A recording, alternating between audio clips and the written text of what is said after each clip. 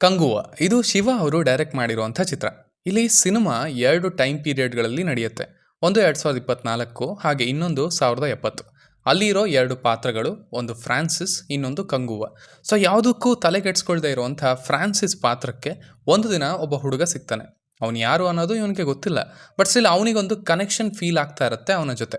So ಇದು ಯಾಕಾಯಿತು, ಇದರ ಹಿಂದೆ ಇರುವಂಥ ಕತೆ ಏನು, ಇಲ್ಲಿ ಏನೇನೆಲ್ಲ ಆಗುತ್ತೆ ಅನ್ನೋದನ್ನೆಲ್ಲ ನೀವು ಸಿನಿಮಾದಲ್ಲೇ ನೋಡಿ ತಿಳ್ಕೊಳ್ಬೇಕು. ಇಲ್ಲಿ ನನಗೆ ವರ್ಕ್ ಆಗಿದ್ದ ಪಾಯಿಂಟ್ ಏನಂದರೆ, ಇಲ್ಲಿ ಸಣ್ಣದಾಗಿ ಒಂದು ಎಮೋಷನ್ ಇದೆ, ಅದು ನಮ್ಮದೇ ಆದ ಒಂದು ಸಿನಿಮಾದಲ್ಲಿ ನಾವು ನೋಡಿದ್ದೀವಿ. ಸೊ ಆ ಪಾಯಿಂಟ್ ಚೆನ್ನಾಗಿತ್ತು. ಅದರ ಸುತ್ತ ಒಂದಷ್ಟು ಜರ್ನಿ ಇರುತ್ತೆ. ಅಲ್ಲಿ ಮನ್ನಿಪ್ಪು ಅಂತ ಒಂದು ಹಾಡು ಬರುತ್ತೆ, ಕನ್ನಡದಲ್ಲಿ ಮನ್ನಿಸು ಅಂತ. ಸೊ ಅದು ಇಷ್ಟ ಆಯಿತು. ಮ್ಯೂಸಿಕ್ ಡೈರೆಕ್ಟರ್ DSP ಅವರ ಹಳೆ ಹಾಡುಗಳನ್ನು ಕೇಳಿದ ಹಾಗಾಯಿತು. ಹಾಗೆಯೇ ಆ ಹಾಡಲ್ಲಿ ಏನು ಹೇಳೋಕ್ಕೆ ಹೊರಟಿದ್ರು ಅದು ಕೂಡ ಚೆನ್ನಾಗಿತ್ತು. ಅಲ್ಲೊಂದು ಪ್ರಾಮಿಸ್ ಇರುತ್ತೆ. ಆ್ಯಕ್ಚುಲಿ ಅದು ಒಂದೊಳ್ಳೆ ಪಾಯಿಂಟ್ ಆಗಿತ್ತು ಸಿನಿಮಾದಲ್ಲಿ. ಇನ್ನು ಎರಡನೇ ಅರ್ಧದಲ್ಲಿ ಬಂದಂಥ ಒಂದು ಆ್ಯಕ್ಷನ್ ಸೀನ್, ಅದನ್ನು ಬರ್ದಿರೋ ರೀತಿ ಚೆನ್ನಾಗಿತ್ತು. ಆ ಪೋರ್ಷನ್ ಒಂದಷ್ಟರ ಮಟ್ಟಿಗೆ ವರ್ಕ್ ಆಯಿತು ಅಂತ ಹೇಳ್ತೀನಿ. ಇನ್ನು ಇಲ್ಲಿ ನನಗೆ ವರ್ಕ್ ಆಗದೆ ಇರೋ ಪಾಯಿಂಟ್ಸ್ ಏನಂದರೆ ಅವು ತುಂಬ ಇದ್ದಾವೆ. ಮೇನ್ಲಿ ಮಾತಾಡಬೇಕಂದ್ರೆ, ಸಿನಿಮಾದಲ್ಲಿ ಒಂದು ಸೋಲ್ ಅಂತ ನಾವೇನು ಹೇಳ್ತೀವಿ ಅದೇ ಇಲ್ಲಿ ಇರಲಿಲ್ಲ ಅಂತ ಹೇಳ್ಬೋದು. ಆ್ಯಕ್ಚುಲಿ ಮೇಲೆ ಹೇಳಿದ್ನಲ್ಲ ಆ ಪಾಯಿಂಟ್, ಅದನ್ನು ಕರೆಕ್ಟಾಗಿ ಯೂಸ್ ಮಾಡ್ಕೊಂಡಿದ್ರೆ ಆಗಿರೋದು. ಬಟ್ ಇದು ಸಿನಿಮಾ ಏನೋ ಆಗಿಬಿಡುತ್ತೆ ಕೊನೆಗೆ. ರೈಟಿಂಗ್ ಅಂತೂ ತುಂಬ ಜನರಿಕ್ ಆಗಿದೆ, ಹಳೇದಾಗಿದೆ. ಈ ಕಡೆ ಫ್ರಾನ್ಸಿಸ್ ಅನ್ನೋ ಪಾತ್ರವನ್ನು ನೀಟಾಗಿ ಬರ್ಕೊಂಡಿಲ್ಲ. ಅದರ ಸುತ್ತ ಇರುವಂಥ ಸೀಕ್ವೆನ್ಸಸ್ ಅಂತೂ ಅವು ಸುಮ್ಮನೆ ರ್ಯಾಂಡಮ್ ಆಗಿ ಹೋಗತ್ವೆ. ಆ್ಯಂಡ್ ಈ ಕಡೆ ಕಂಗುವ ಕಡೆ ಬಂದಾಗಲೂ ಸಹ ಯಾವ ಪಾತ್ರನೂ ನಿಮಗೆ ಹತ್ತಿರ ಆಗೋದಿಲ್ಲ. ಹತ್ತಿರ ಆಗೋದಿರಲಿ, ಇಲ್ಲಿ ಹೆಸರುಗಳು ಕೂಡ ನಿಮಗೆ ರಿಜಿಸ್ಟರ್ ಆಗೋದಿಲ್ಲ. They just exist. ಬರ್ತಾರೆ, ಕೂಗ್ತಾರೆ, ಸಾಯ್ತಾರೆ ಅಷ್ಟೇ. ಸೊ ಒಂದು ಬೇಸಿಕ್ ಡ್ರಾಮಾ ಅನ್ನೋದೇ ಇಲ್ಲಿ ಎಸ್ಟಾಬ್ಲಿಷ್ ಆಗಲಿಲ್ಲ.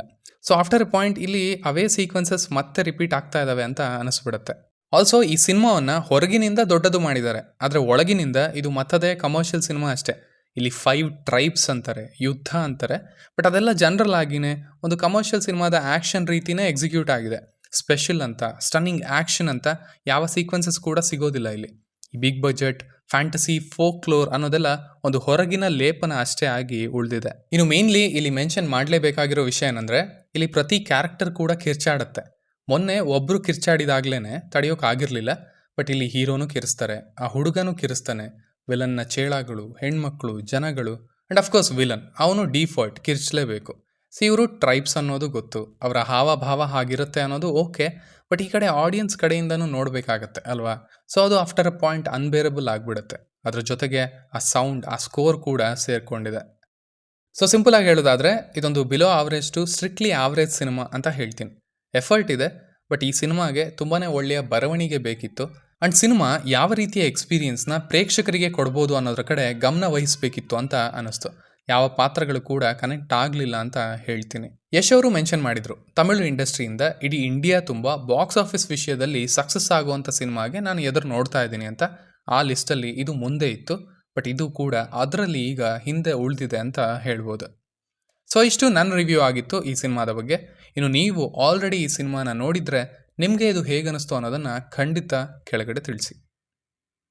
ಆ್ಯಸ್ ಯೂಶ್ವಲ್ ಮತ್ತೆ ಸಿಗೋಣ.